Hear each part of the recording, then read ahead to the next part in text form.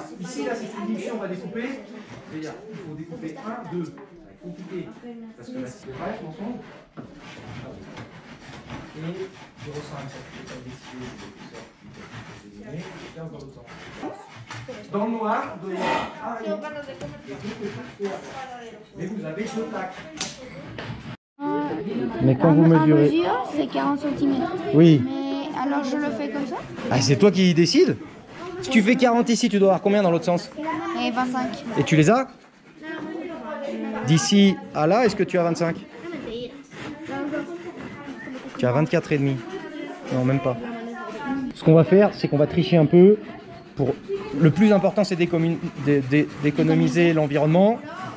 Donc, ta porte, elle va faire 40 par 24. Comme ça, tu vas pouvoir la dessiner quelque part par là et on va économiser tout ça. Il faut faire attention un petit peu aux angles droits, donc il faut mesurer des 2 côtés. Après, tu as le droit de tracer ce trait et puis de mettre une croix dessus pour dire ici ça compte pas, mais ça me sert pour fabriquer. Pas d'avant, avant, ça supérieur.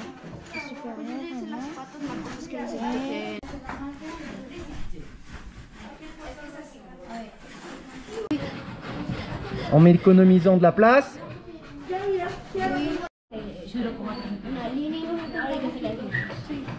Et qu'est-ce qu'il dit là? Qu'est-ce qu'il dit là? C'est vrai ça, j'arrive pas à lire non plus. Alors, ici, vous avez 2 solutions. Vous utilisez la boîte à gabarit. D'accord. Celle-ci, elle est faite pour ça vous guide. D'accord. Donc, je pense que vous êtes assez maligne pour comprendre comment il faut l'utiliser. D'accord. Donc, ce qu'il faut, c'est de la régularité. Au début, c'est un peu difficile, et puis tu vas voir après. Après, c'est juste de la patience. Et...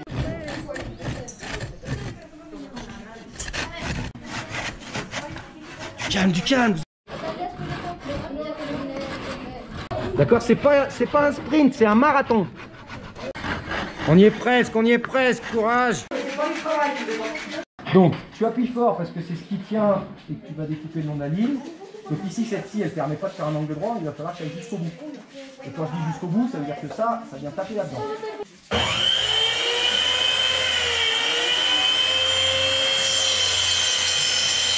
Parfait. Oh. Jusqu'au bout. On avance. Non, elle relâche pas. Donc ici, ça va aller extrêmement vite.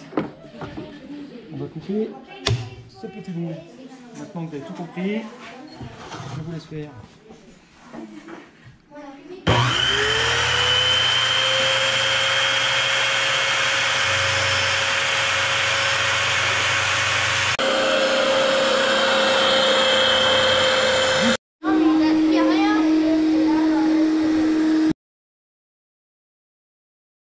À mon avis, il y a eu un problème de lecture de documents.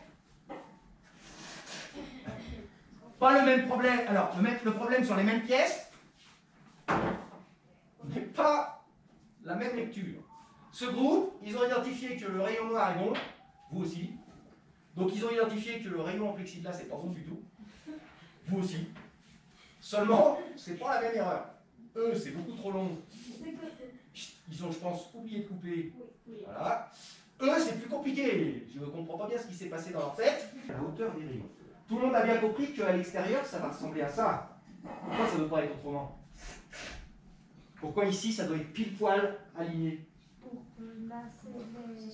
Pour que les parois, on n'ait pas de problème à les mettre.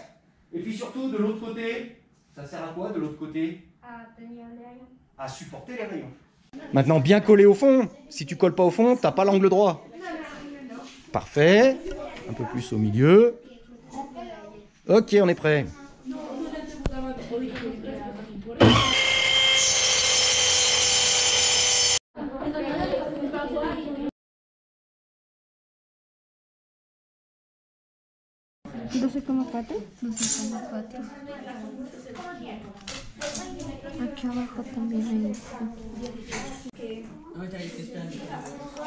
Alors, ces traits sont magnifiques, mais hein, vous avez compris que ce qui est vraiment utile, c'est la petite croix.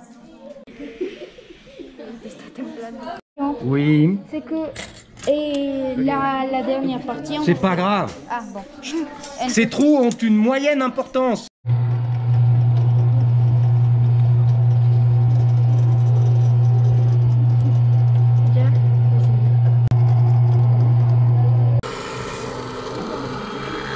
Ça a l'air d'être un rayon, monsieur Etieri, non? Oui. Et est-ce qu'il a l'air bien?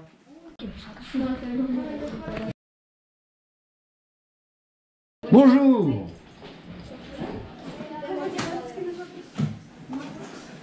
Ok. Alors, aujourd'hui, normalement, on termine. Si vous êtes efficace. Aujourd'hui, vous, un groupe et moi, on va finir d'assembler. Donc, assemblage. Normalement, vous me dites si je me trompe, il nous reste les parois à assembler. Est-ce qu'elles sont percées dans les deux groupes? Non. Oui.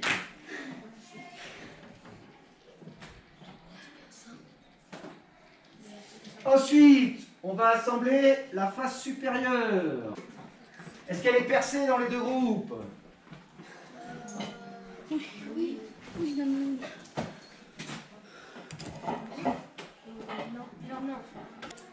Ensuite, on va s'intéresser à quoi? Il commence à nous manquer quoi là?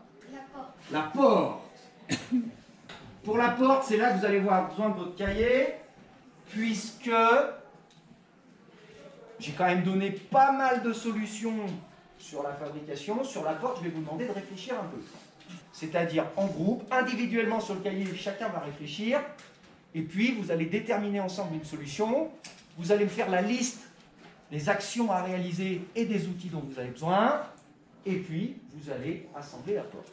Donc, je vais distribuer ceci, qui utilise une propriété des matériaux qui s'appelle le magnétisme. À votre avis, ça va avoir quel rôle, quelle fonction dans la porte? Fermeture. Je vais distribuer ceci. C'est pour ouvrir la porte. C'est pour ouvrir ou fermer la porte, ça s'appelle une... Non, en français, ça s'appelle pas une manille. Une poignée. Et je vais distribuer ceci. Pour que la porte s'ouvre, pour qu'elle puisse avoir le mouvement. Ça, vous connaissez peut-être pas le mot, mais il faut le retenir, ça s'appelle des charnières. D'accord? Il y en a sur toutes les portes. D'accord? Ici, ce qui permet la rotation de la porte par rapport au mur, c'est des charnières. À partir de ces trois éléments, on ne peut pas faire n'importe quoi. D'accord? Vous avez la porte découpée et vous devez réfléchir où on le met, à quelle hauteur, comment on va le fixer, qu'est-ce qu'on a besoin comme outil, etc. Donc ici, je rappelle le mot conception.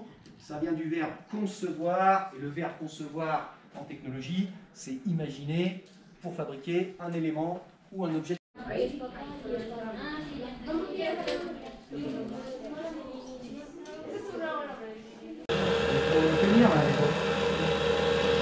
D'accord? Donc quand j'ai dit au début du cours, chaque étape est importante et que vous avez passé votre temps à discuter et à faire n'importe quoi, moi ce que je comprends pas, c'est qu'on a dessiné des croix ici et on a percé ici. Oui, mais monsieur Griffith, vous le savez.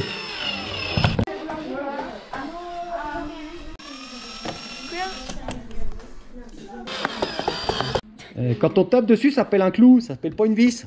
Non, mais c'est pour que ça...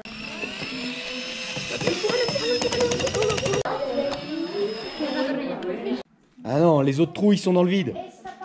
À mon avis, vous n'avez pas coupé ça comme il faut, mais... Por eso es que también no me la puse. Esto, hay que... Je suis pas sûr, moi.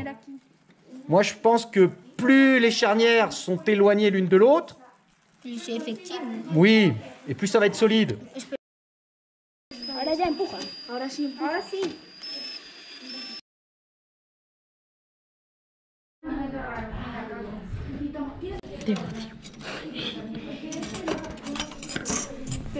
Ben, ça veut pas dire qu'il faut forcément accélérer, ça veut dire que je comprends pas. Ah, c'est pour scotcher au bon endroit. On appuie fort. Ouais, ça y est. Moi, je pense que vos copains, ils ont fait une blague. Ça tourne pas dans le bon sens. Petit bouton rouge au-dessus de vos doigts, là. Lui, là. Essayez, regardez. Eux, ils étaient en train de dévisser. Bah, allez-y, appuyez. Regardez comment ça tourne. D'accord? Alors, j'espère que vous connaissez pas, mais c'est comme un tire-bouchon. Quand votre papa, il enfonce le tire-bouchon dans le vin, il tourne dans ce sens-là.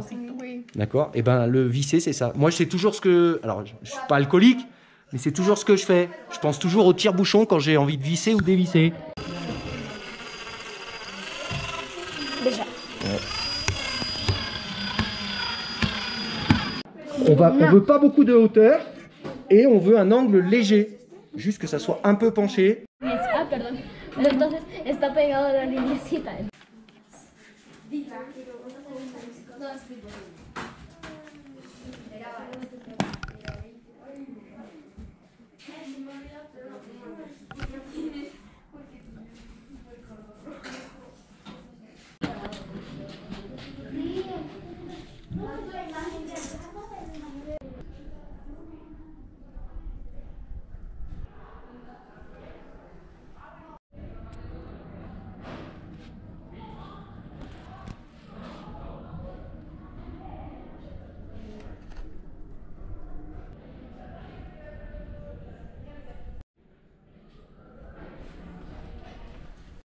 Le deuxième, avec moins d'implication et moins de sérieux de la part du groupe, c'est pas du tout la même qualité. Et c'est pas fini.